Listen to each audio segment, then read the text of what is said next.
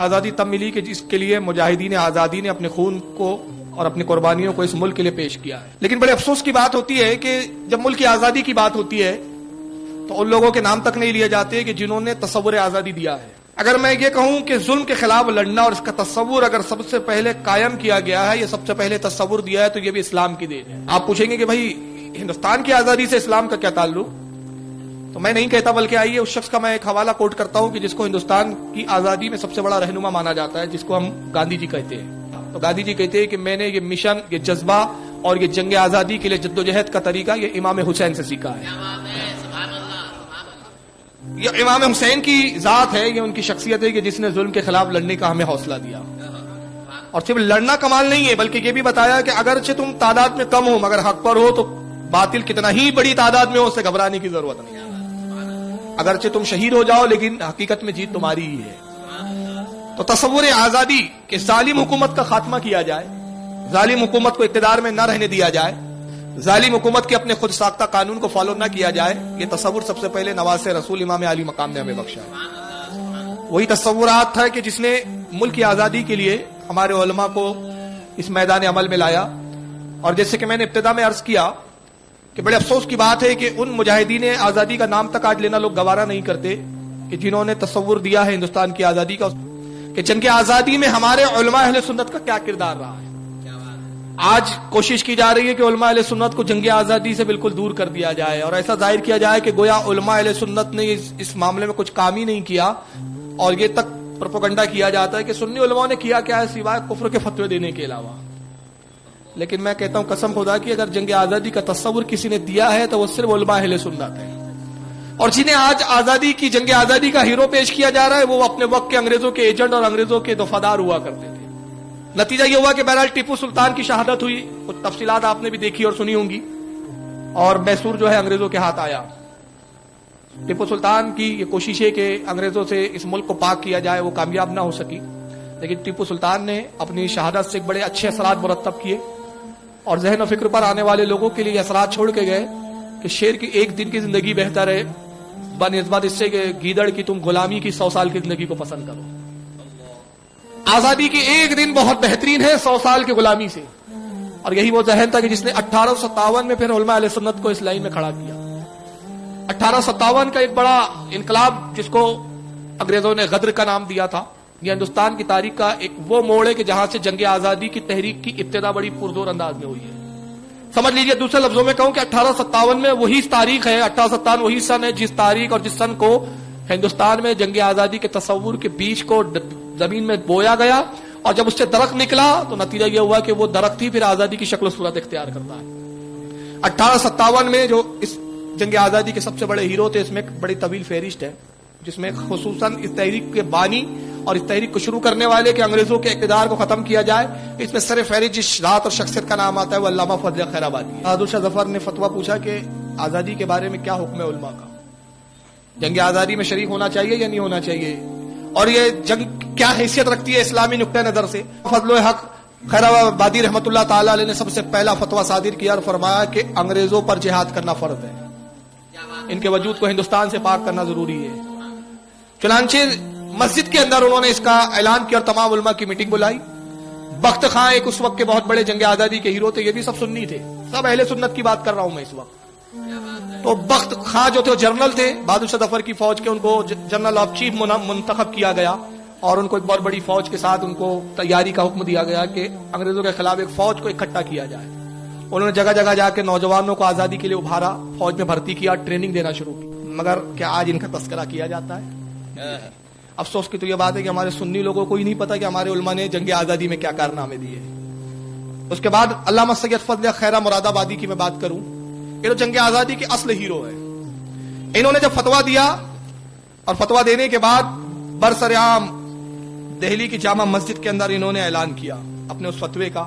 اور نتیجہ یہ ہوا کہ جب انگریزوں کو یہ خبر پہنچی تو انہوں نے ان کی گرفتاری کا وارنٹ جاری کر دیا. تو علامہ فضل خیر مراد آبادی رحمۃ اللہ علیہ کچھ دن کے لیے روپوش ہو گئے. بعد میں مخبروں کی مدد سے ان کا پتہ لگایا گیا اور مخبروں نے جب جاسوسی کی چنانچہ حضرت کو گرفتار کیا گیا. علامہ فضل خیر آبادی پہ مقدمہ قائم ہوا، मुकदमा चला तो आपके जो वकील थे जो लड़ रहे थे तो उन्होंने कहा हुजूर कि आप कह दीजिए अदालत में कि ये फतवा मेरा नहीं है। तो आपने फरमाया कि मुझे किसी वकील की हाजत नहीं, अपना मुकदमा मैं खुद लड़ूंगा, मुझे किसी सरकार की तरफ से कोई वकील नहीं चाहिए, हुकूमत की तरफ से। खुद आप अपने मुकदमे की पैरवी के लिए कटघरे में तशरीफ लाए। जज ने पूछा कि फजल कि क्या तुम्हारा फतवा है? तो उलमा फरमाते कि अगर आप कह देते कि मेरा फतवा नहीं है तो कोई सबूत ही नहीं था अंग्रेजों के पास, क्यों साबित करते ही आपका फतवा है। लेकिन अल्लामा फजल खैराबादी बड़े बेबाकी के साथ फरमाते कि हाँ ये मेरा फतवा है। कहा आपको इस फतवे में पछतावा है? कहा पछतावा होता तो फतवा ही क्यों देता। कहा इस पर कोई पछतावा नहीं। कहा इसका नतीजा जानते हो? कहा इसका नतीजा ज्यादा से ज्यादा मौत के सिवा और क्या हो सकता है। लेकिन तुम नहीं जानते कि मौत तो हम मुसलमानों के लिए एक तमगा और एक इनाम है। यही वो मौत है कि जब हमें ये इनाम के तौर पर मिलती है तो हमारी मुलाकात रसूलुल्लाह से हो जाती है। ये तो सरकार से मिलने का एक जरिया है। बहुत बेबाकी से आपने वहां पर गुफ्तगू की और हुकूमत के जो नक्श थे, ऐब थे और हुकूमत के जो जुल्म और तशद्दुद था मुसलमानों पर और हिंदुस्तान की अवाम और रियाया पे, वो सब आपने बयान किए। नतीजा ये हुआ कि काफी दिन ये मुकदमा चलता रहा और आखिर में जज को ये खौफ हुआ कि अगर इसी तरह मुकदमे की पैरवी फजल खैराबादी करते रहे तो यकीनन वो वक्त फिर बड़ा करीब है कि अंग्रेज अपने आप को हक पर न साबित कर सकेंगे, न अपनी हुकूमत को जायज साबित कर सकेंगे। फजलिया का ऐसी जिरा कर रहे हैं कि ये साबित ही करके छोड़ेंगे कि यहाँ उनका अंग्रेजों का वजूद ही गलत है हिंदुस्तान में। तो हुक्म हुआ कि इनको काले पानी की सजा दे दी जाए। काला पानी क्या था? जजीरा अंडमान निकोबार आज एक अच्छा जजीरा बन चुका है। समुद्र के दूसरे हिस्से पे था वो, हिंदुस्तान का बिल्कुल आखिरी कोने का हिस्सा है, बीच में समुद्र है। एक उजड़ा हुआ एक जेल खाना बनाया गया था, एक जजीरा था उजड़ा हुआ, जहाँ कोई असबाब और सामान इतने आसानी से मुहैया नहीं होते थे। और जब अंग्रेज किसी को बहुत सख्त सजा देते थे तो उसको कहते थे अंडमान निकोबार में पहुंचा दो, काला पानी की सजा कहा जाता था। अब समुद्र इतना चौड़ा है कि वहां से भाग नहीं सकते आप, चारों तरफ समुद्र है, बीच में जजीरा है, तो भागने का रास्ता नहीं, तो जहाज से ले जाके छोड़ दिया जाता था। और वहां जेल में इतना जुल्म और तशद्दुद होता था कि तो उमूमन दूसरी जेलों में नहीं होता था। अल्लामा फजल खैराबादी पे बड़े जुल्म सितम हुए, काफी वहां पर मशक्कत वाले आपसे काम लिए जाते थे, हत्ता के हजरत फजल खैराबादी काफी बीमार हो गए। लेकिन उस बीमारी के आलम में भी वहां पर आपकी ये हालात थी कि दीन रसूल की खिदमत के लिए आप वहां किताबें तस्नीफ फरमाते थे। उस अय्याम में भी आपने किताबें लिखी चंद, और भी इनके साथ उलमा वहां पे मौजूद थे उस वक्त। हजरत सदरुद्दीन साहब अजुर्दा, ये भी उस वक्त वहां काले पानी की सजा काट रहे थे। और भी कुछ उलमा थे जिनको काले पानी की सजा हुई थी। तो ये सब वहां पर मौजूद थे और ये सब दीन खिदमत वहां करते थे। बाकायदा मिलाद की मजलिस मुनक्किद होती, वाज और नसीहत फरमाते थे। जब काफी बीमार हो गए तो बीमारी के आलम में इतनी तकलीफ और शिद्दत थी कि जो अंग्रेजों का जो जेलर था उसको भी आप पर रहम आ गया। तो आप बीमारी के आलम में बिस्तर मर्ग पर लेटे हुए हैं। अंग्रेज जेलर आता है, कहता है फजले हक, मैं तुम्हारे तकवा परहेज़गारी से बड़ा मुतासिर हुआ, तुम बड़े नेक सीरत हो और मैंने देखा है कि तुम अपने रब की इबादत कभी भूलते नहीं हो, अपने रब की इबादत में मशगूल रहते हो, बड़े तुम नेक और पारसा हो, मुझे तुम पर बड़ा तरस आता है। अगर तुम इतना कह दो सिर्फ कि ये फतवे से मुझे पछतावा है और ये जो फतवा मैंने दिया इस पर मुझे अफसोस है, तो फिर मैं तुम्हें बचा सकता हूं, मैं तुम्हारी सिफारिश करके भेजूंगा, हो सकता है कि हुकूमत को तुम पर रहम आए और तुमको आजादी दे दी जाए। जब उसने ये बात की तो अल्लामा फजल खैराबादी रहमतुल्लाह अलैह उसी बिस्तर से बड़े जोश के साथ उठे और फरमाते कि खबरदार, मुझे इसकी जरूरत ही नहीं, ना उस पर मुझे पछतावा है। अगर 1000 बार भी मुझसे पूछा जाए कि फजल क्या वो फतवा तूने दिया, तो मैं हर बार यही कहूंगा कि हाँ फतवा मैंने ही दिया है और वो फतवा हक है, उसकी सतर हक है, एक लाइन उसकी हक है।